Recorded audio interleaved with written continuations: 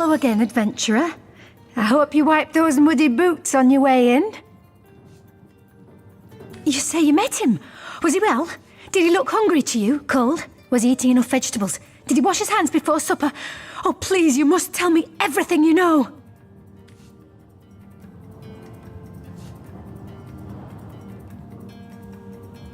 I suppose we should tell her the truth about her brother. She'll be devastated, but at least she won't waste her life waiting for a ghost. Yes.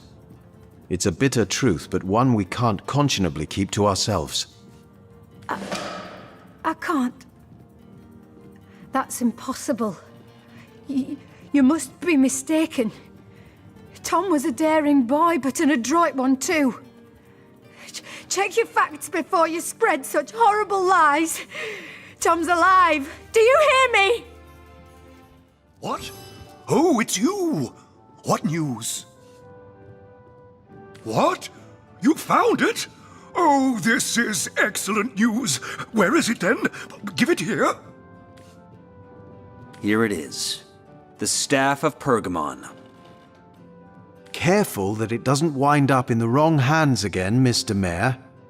Wonderful! Oh, it's simply wonderful! Come, come. You must let me thank you somehow. I've got it. A free month's honorary membership to the Sicil Library. Well, I suppose as much as any other Thaddeus, Rich, or Harold, a shameful spot upon the history of Rivellon, that brute. As loath as I am to admit it, Sicil was once quite a hub of the despot's supporters.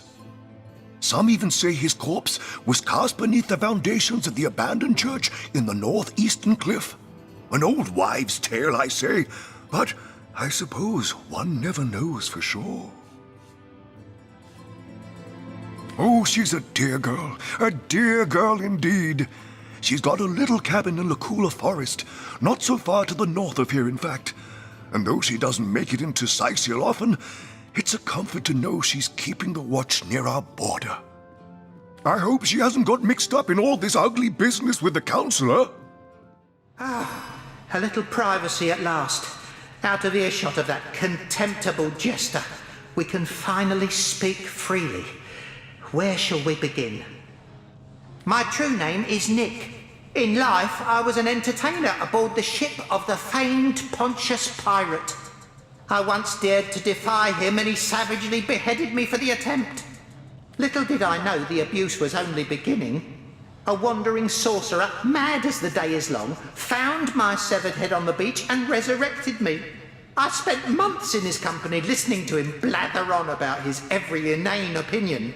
When I asked him to return my head to my body, it must be in the Black Cove still, he became enraged and tossed my head into the sea.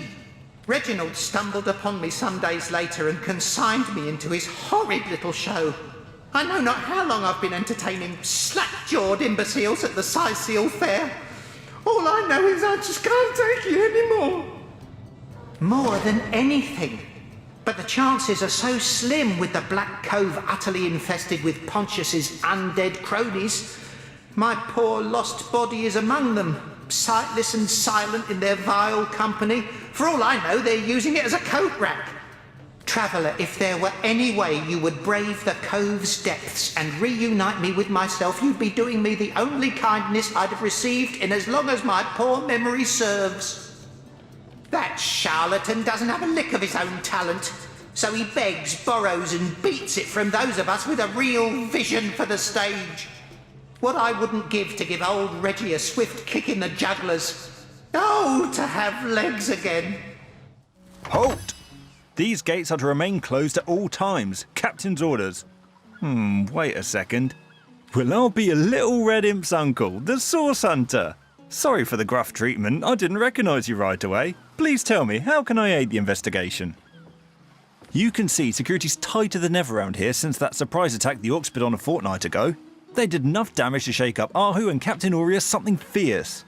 We can only hope to hold back the undead and these left-field Orc attacks long enough for reinforcements to arrive. Certainly, though it's a shame we can't lend you our swords on your expedition. Away with your weapons! Away! Leave humble Orc to mourn in peace. I don't want to fight. I ain't after no fancy stone. I just want to bury these bodies the traditional way. It's the least I could do for my dear brother Oggy. Oh, he was such a dear lad he was. We wanted to see the world, but we saw next to nothing before he was called to serve the All-Mother in the afterlife. In our village, oh, poor Oggy will never see her again. But tradition goes that a warrior should be buried with his best armor so he can defend himself in the afterlife. There weren't so many spoiled after the battle, but I managed to give old Oggy the best set. A proud send-off for a proud soldier.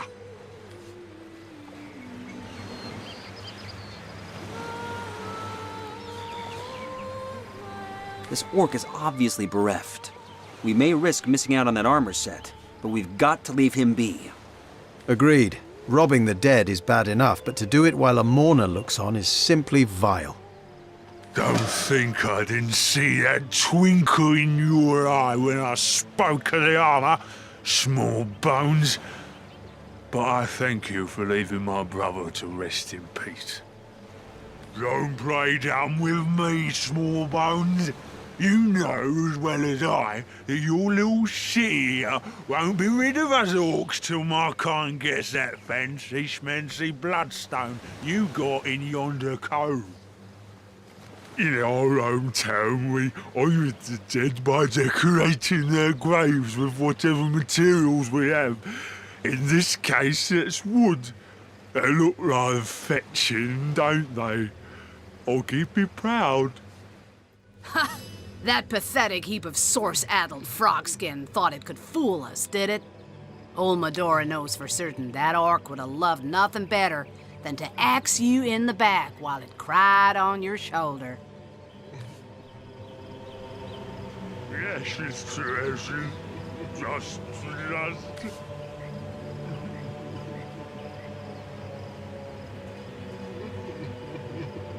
Well, excuse me for failing to notice the lush inner lives of the many orcs who've nearly chopped my head clean off. Is it my fault I've never met an orc who wasn't interested in stirring my guts with a spear? Do as you will, then, as long as you're sure. I suppose an orc's too stupid to fathom such trickery anyhow. Imagine that, an orc experiencing grief. I can't picture it myself. Fear me, I am Billigar. I will give you tons of scars. My tricks are known throughout the land. My rhymes rhyme nicely. Understand? Billigar! Ha ha! You wish to know of me? I am the best, can't you see? Such tricks, such rhyming. The biggest fan of the tricking, rhyming, best Billigar man. Sad sap! You stepped into my trap! If you move, this room, explodes. You'll have to stay till you wither away. Your only hope's a secret button, but since moving will kill you, you can't do nothing. Is the button red? Blue? Orange? Will you find it? Will you, storange? Florange? Yeah, whatever. I am Billigar! Ha ha ha ha! Don't forget, if you move from that spot, things around here will get mighty hot! Ha ha! Too bad you can't find my secret switch without moving from, where you're standing. The body stirs. The subtle slouch in its decayed shoulders suggest intense longing. A large, soggy chunk of flesh falls to the ship's floor with a melancholic thud. So this is what's to become of me, it seems to moan. A body with no head, a ship with no captain. Dejectedly, it proffers a hand. In its palm is a well-weathered notebook only slightly sticky with rotted corpse ooze. You accept it, taking it by its spine with 2 ginger fingers. Your efforts at not gagging are most valiant. Nick's body grows cold, then hot. Could it be, after all this time? Reunited? Could it be real? Could it be true? Tremors overtake its hands, its knees, and then... Toes? Legs? Arms? Fingers? A bit more rotten than when I last saw them, but who am I to look a gift self in the mouth?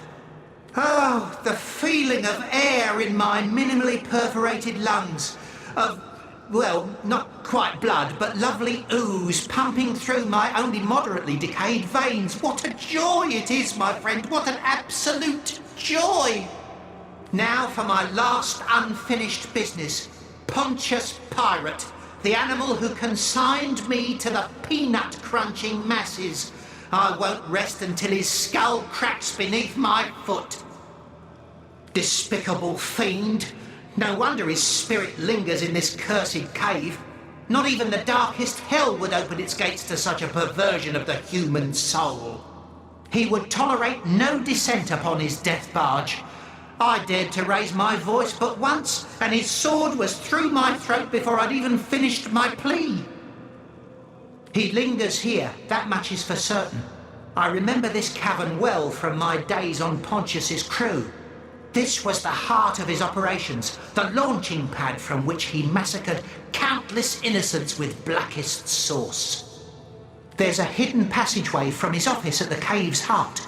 It leads to the dock where the Black Widow, his ship, is anchored. There he'll be. There we must find him. Not quite, but he had in his possession a great stone capable of terrible feats of magic. With it, he fashioned a machine of war so terrible that none, neither king nor buccaneer, could best him. It was source magic within that stone, and the captain was drunk with the power of it. Drove him madder than a loon, it did, and it seems he guards it within this cursed cave still. Ah, dear Source Hunter, I've had years spent spouting poetry to numbskulls to formulate the perfect plan for destroying that madman. Our approach is twofold. First, using magic, you must charge the war machine that he keeps still perched upon the deck of his ship. Properly empowered, this machine is more dangerous than any in Rivellon. I'm certain we could use it to turn the tide of battle against the mad captain. Second, I both grant a privilege and ask a kindness, Source Hunter. I hereby give you my eternal loyalty. Summon me at your will whenever it pleases you. All the better if you summon me against my old enemy. I swear to you, once I get my fingers around his throat, I'll never let go. From this moment forward, Source Hunter, I am your most grateful friend. Summon me where and when you will, and I will rush to defend you. It was Source that drove Pontius mad, yet it is Source that has kept Nick alive to fight his old foe.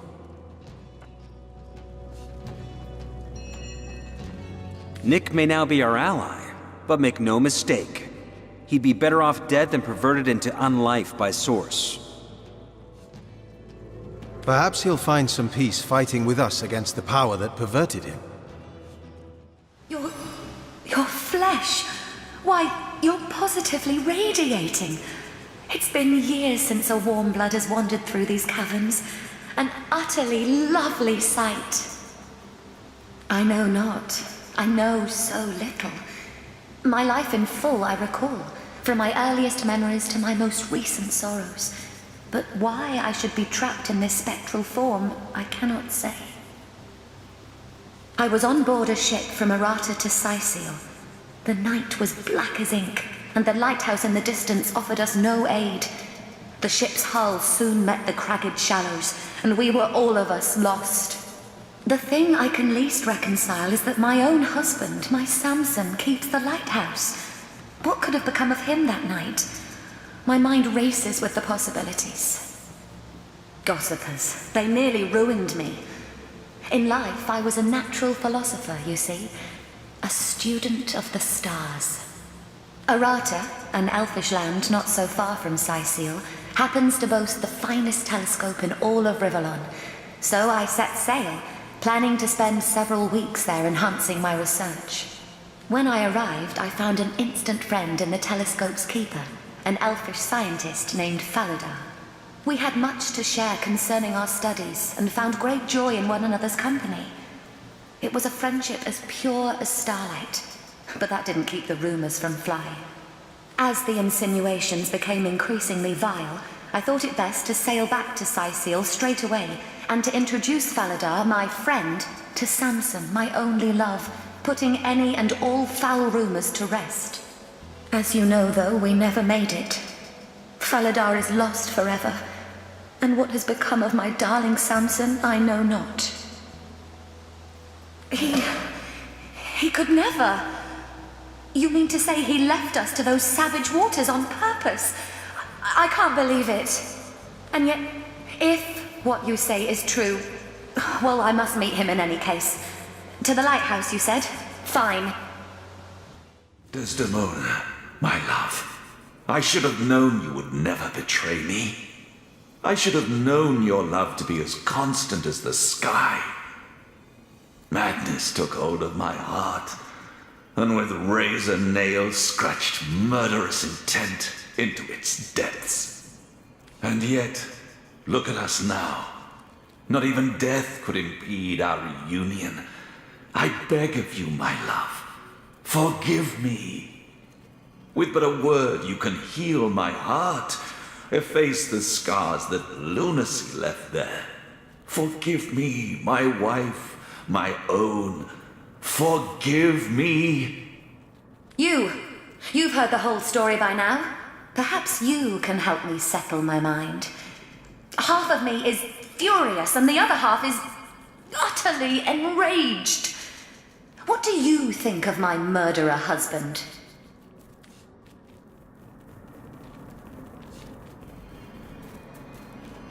Samson is truly repentant. Desdemona ought to forgive him so they can both move on. Indeed.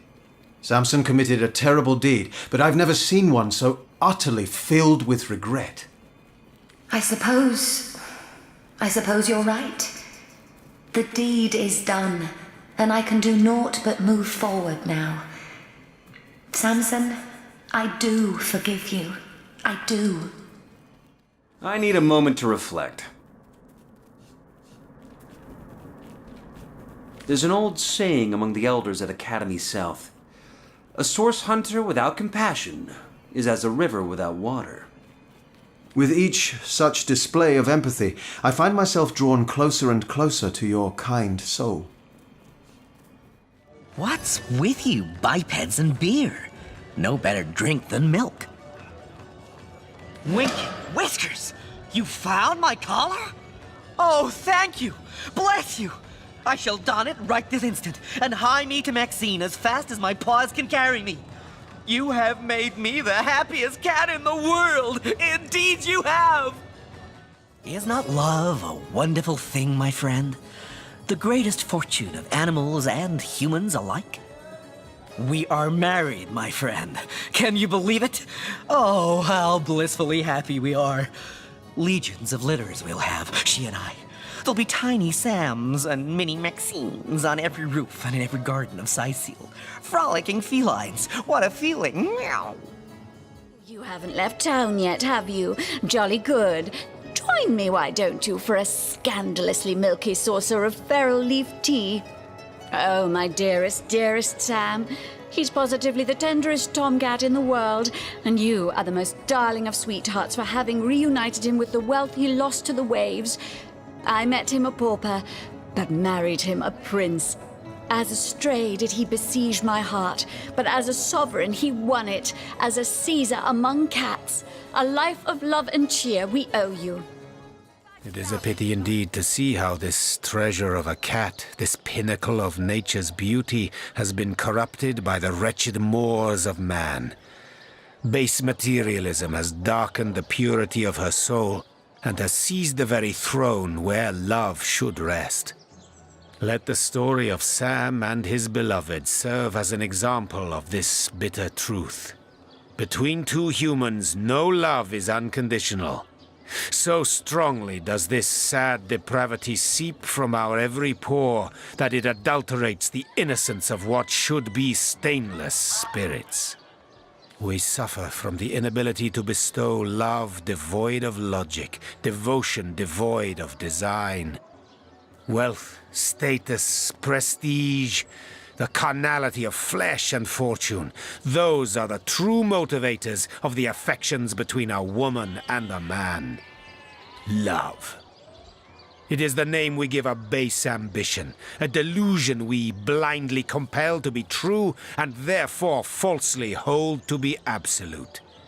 Pity love, and be wary of her too, for she is but a deception. The excuse is more holes than a slice of this fine Norman bear. Ha! A cynic, am I? A heart washed in bitter streams because I have come to realize that love is but the vagary of fantasies, the intemperance of puerile minds. I shall not deny that my mind too was puerile once, that I too loved a woman with all my soul, believing her to be... enough! Forget what I said. Dig love a grave and there let it rot. What insult is this? A heartbeat do I detect? Revolting! Life, here, in the court, where once sat Brachus Rex, his long dormant pulse alone may alight this crumbled hall anew. How contemptuous you are to venture among the risen, to behold my lady's bare bones with brazen contumely. The blessed resurrector, he promised me no mortal would dare defy us, and yet you are here, despite the damned and the dead. The mighty Diedrich am I, ear-time knight commander in the army of the king. Now a sovereign I am too, the Baron of Bones and feudal lord of the undead. It is to me they owe their allegiance, for I have restored them all to life that is not life. Your presence here has startled me, but in the end it matters not. The city of the living will fall, the walls will crumble, the houses shall be tombs, and I, the great and powerful Diedrich, loyal vassal of Brachus Rex still, will rule the dominion of the dead. His name I do not know, only his intent to raise the long-defeated Brachus.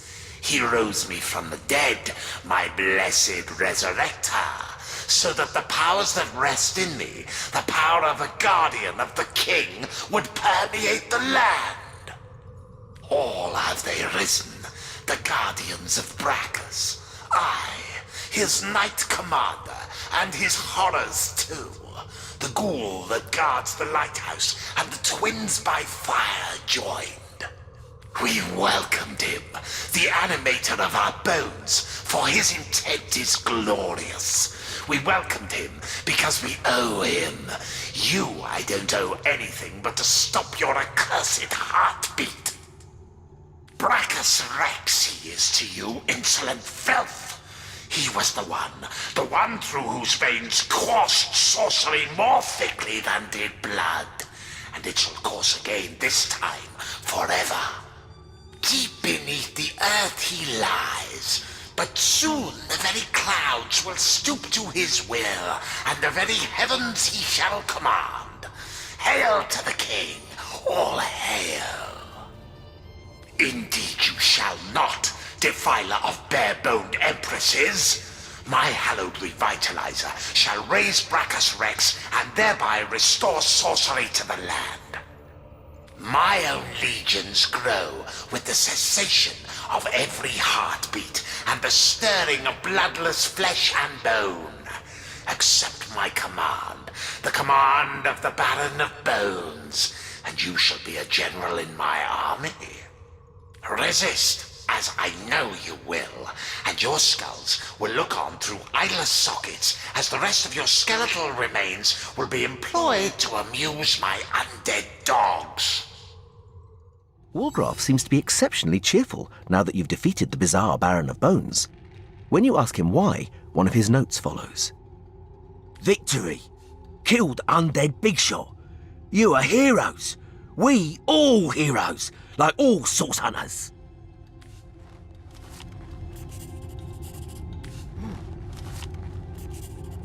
Walgraf beams with pride. The sense of true success, of true heroism, overwhelms him. Quite clearly, this is a moment of utter happiness for him. Who knows how long it has been since such cheer took possession of his soul? Look! Look! A wanderer comes my way, walking the sands upon which this poor shell must suffer. Call me Ishmashel, son of the sea, an outcast upon these wretched shores.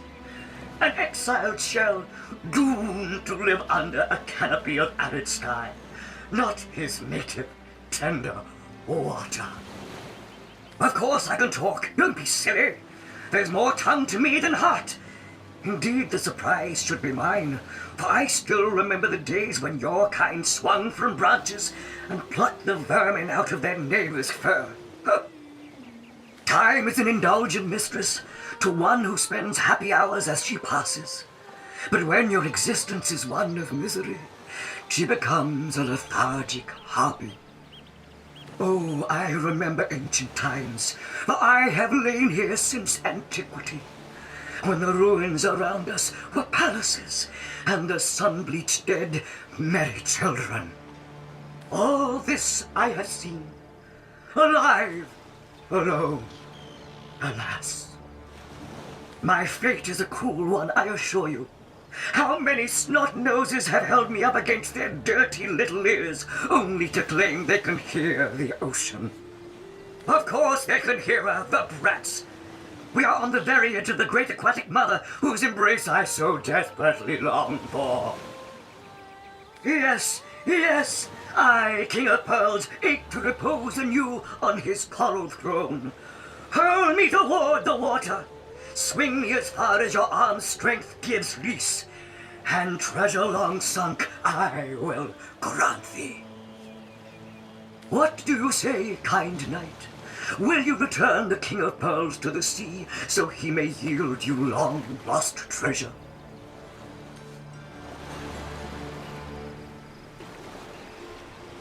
Kindness is its own reward, and then there's the promise of treasure to boot. Let's throw him into the sea. Agreed. Let's send him home. Liberator, kind benefactor, bless me the might of your sea-bound bitch. Who are you? Stay back! This haunted yard is terrifying enough without you scaring the marrow out of me. To answer your question, my partner and I were part of an ill-fated cohort of legionnaires sent by Lieutenant Selenia to inspect this church. I suspect the eerie goings-on at that very church for why Livia and I had trapped in our bones instead of prancing about the Hall of Echoes right now. And I do mean trapped. Oh, what I'd give to see my... Oh! What is that? Phew. Thought I heard a zombie. As I was saying, oh, what I'd give to see my darling wife, Marissa, once more. My cuddly waddly doodle pop, light of my life, fire of my flesh. Since I'm good as dead, I'd do anything to be able to deliver one final letter to my dear Marissa. If I tried to go back to civilization, though, I'd be zapped, speared, or smashed on sight. It rattles my bones just imagining it. Say, you're alive. Heartbeat, squishy parts and all. Perhaps you could deliver it for me. Just remember this is a private matter between man and wife. No peeking, if you please. You'll run into the entrance if you keep along this road, though I wouldn't recommend it if you value keeping your skin attached to your face. The place is teeming with necromancers and the ghastly creatures they've been resurrecting. Lava hellfire, a bone shrine, and that's only in the courtyard behind us. I'm afraid our troop never made it past the horror that lurks there. Tread lightly, will ya? Any sudden movement is liable to give Blossius there a heart attack. Or, a rib attack. Well, who we are now is certainly different from who we used to be. We were elite soldiers, Blossius and I. 2 troops in a regiment of Selenia's finest guards. We agreed to inspect this church. Selenia had an inkling the undead outbreak might have started here, and while we never completed our mission, I'm certain she was right. Near the bridge just beyond us, an undead monstrosity has made its own hellscape around a shrine of bones used for gods know what terrible purpose. Perhaps to control each of the ghouls that haunt these lands. Same as what happened to us. Partly, anyhow. We were lost trying to gain ground against the Molten Devil King presiding over the courtyard behind us. One of our soldiers ingeniously applied a piece of equipment to the ground, clearing a temporary path through the lava. Her plan seemed to work and we made progress into the Hellbeast's arena, but soon we were too far in with no way out. I've never felt heat like that before, Source Hunter. I've never felt fire in and through my skin, my sinews. And then we were all of us little more than bones. But it was only Blossius and I whose souls awoke in our skeletons once more. The rest remain where they collapsed. The Legion's best skilled fighters, burnt bones beneath a broken turnip cart. Source Hunter, I saw something in Sicile that has puzzled me for some time.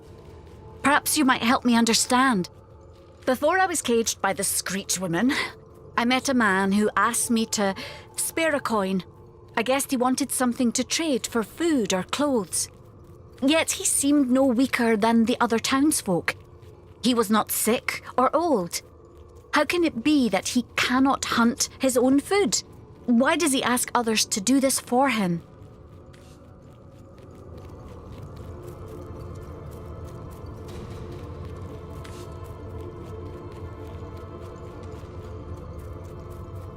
I can understand such a thing.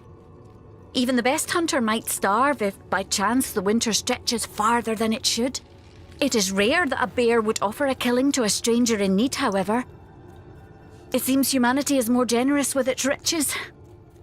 Well, well, well, what have we here? A wee wanderer wandering after a wonderful wishing well? I'm Walter Wellington McWishingwell. Well met. Won't you call me Wally, though? It was that my brother William, why he was a winsome well, would hand out wishes with me, but he's since been whisked off to somewhere wild and wintry, and poor Wally's been left to whinge and wax all by his onesie. Oh, my poor wayward William. He was snatched away by the wicked Winter King and whisked into a wild world of whirling snow. I wonder, would you be willing to take a whack at bringing Willie back? I would weep wishes for weeks if I could see him again. I can teleport you to the Winterland right now. Give Willie my regards. Send him my good wishes. Now wave bye-bye. Oh, woe, oh, woe are we, 2 Wells, brothers, allies, friends, wilfully wrenched apart by a wicked wretch. I admit it with a weighty heart. I am weary. I am worried. I, William Wellington McWishingwell, am not well at all. I was snatched by the wild and wicked Winter King, Boreas the Wretch, and whisked into this prison. It was a wish he wanted, and a wish I had to grant. But I'm weary of thinking of the hows and whos and whys. There's no way to escape my fate now. Heiberheim, of course, the winter realm of the land of Fairy. At which winter worlds have you been weekending, if not Heiberheim? Oh, how I wish there were, dear wanderer. This woeful abode is sealed fast and can only be opened from without. Were there another entrance into this winterland, however, you might be able to help. Wherever your wanderings may take you, remember, if you find a new way into the winterland, don't forget your friend, Willie. The wily Winter King used a wicked scroll to steal me.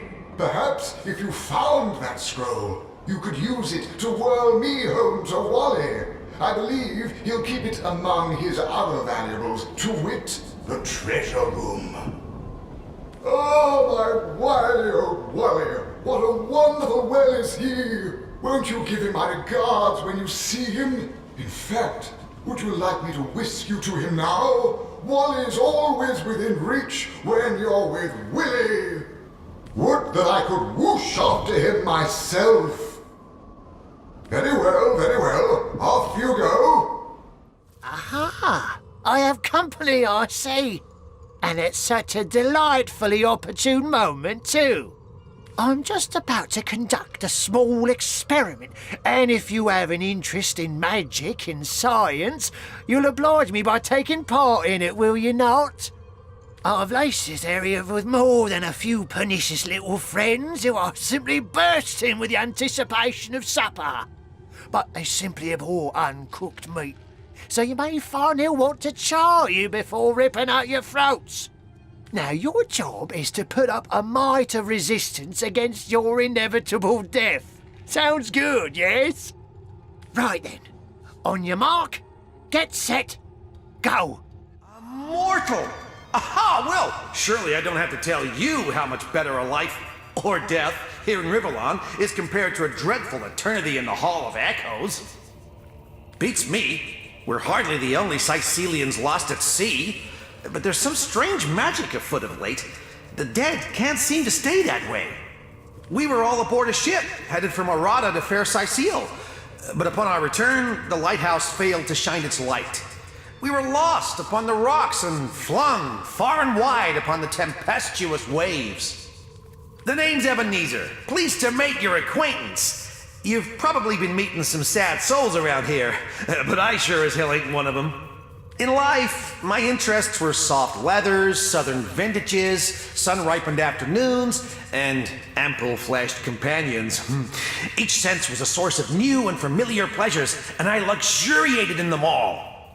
As a ghost, I admit that many of those pleasures evade me, but Rivellon still smacks of life more than the Hall of Echoes could. Though half the fun of fun is sharing your exploits with an eager ear, you know? Oh, what I'd give to find my little buddy again. The best listener I ever had the pleasure of regaling. The final resting place for those deemed worthy of paradise. Paradise after life? Ha! Look around. Paradise is opening your eyes. Or in my case, gazing through the ectoplasm and seeing the wide, wild world around you. Can you imagine anything worse than being stuffed up into oblivion with the rest of the dead? Ah, give me tragedy, chaos, beauty, and delight. My companions would do well to stop pining and start enjoying, no? The ship that sunk and turned us all into phantoms, she was home to a sweet old tomcat, Oscar by name, who'd curl up cozy as can be on my pillow. We shared many stormy nights while I scratched his little chin and whispered stories of my youthful exploits. But I reckon cats don't stay on as ghosts after they pass, 'cause the little furball is nowhere to be seen. That, or the lucky bastard managed to survive the wreck. He was a scrappy old fellow after all. Cheery spot we've found in this graveyard, as rife with the signs of necromancy as corpses are with worms. Though perhaps necramatacy is a more fitting, if rather contrived word for what we've witnessed here. To the grave they are drawn, and into the grave they creep, the maggot musterers that plague Sicile with their petty witchcraft. None of them grasp that necromancy, true necromancy, is the pursuit of life everlasting. That its end goal is to play chess with death and topple his king. Necromancy as we know it is an art practiced by base-born dilettantes. That is the real tragedy we are confronted with.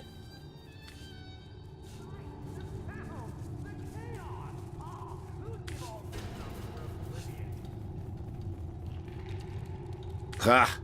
How sadly predictable it is to ascertain that the swords of ignorance have cut out your dull little eyes like they have in so very many.